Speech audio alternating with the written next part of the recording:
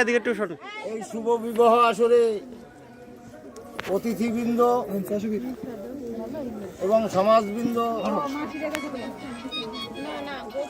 আমি একটি ক্ষুদ্র বালক এখানে দণ্ডায়মান হয়েছি। এই দাম্পত্য জীবনের জন্য একটু প্রার্থনা করার জন্য।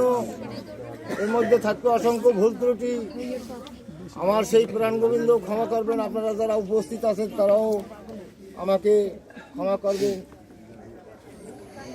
দুঃখের সহিত বলতে হয়, আমার এই বড় বোনের ছেলে বড়টি যে দুর্ঘটনায় পড়ে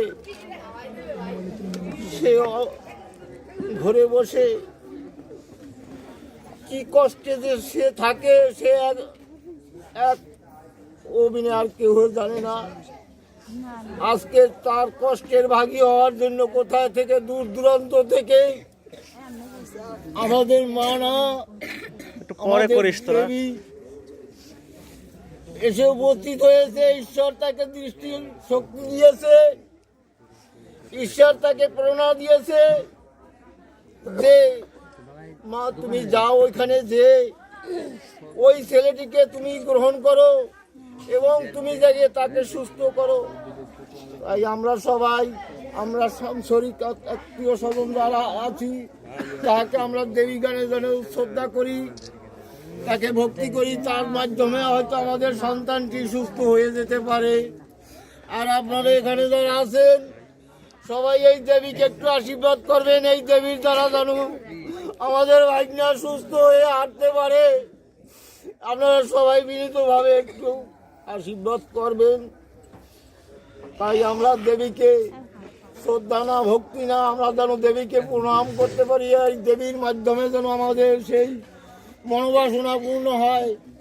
আমি আর কি বলবো, মা তুমি যে আমাদের জীবন দান করেছো তুমি, তাই তোমাকে শ্রদ্ধা দেওয়ার জানানোর মতন আমাদের ভক্তি নাই। তুমি, আমরা যদি কোনো ভুল ত্রুটি তোমার কাছে করে থাকি, তুমি নিজ গুণে আমাদেরকে ক্ষমা করে দিও।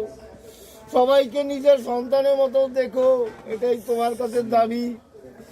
তুমি মিলে আমার এই ভাগ্যটার কেউ নাই মা। আজকে হইতে তোমার কাছে আমার ভাগ্যটিকে তুলে দিলাম মা।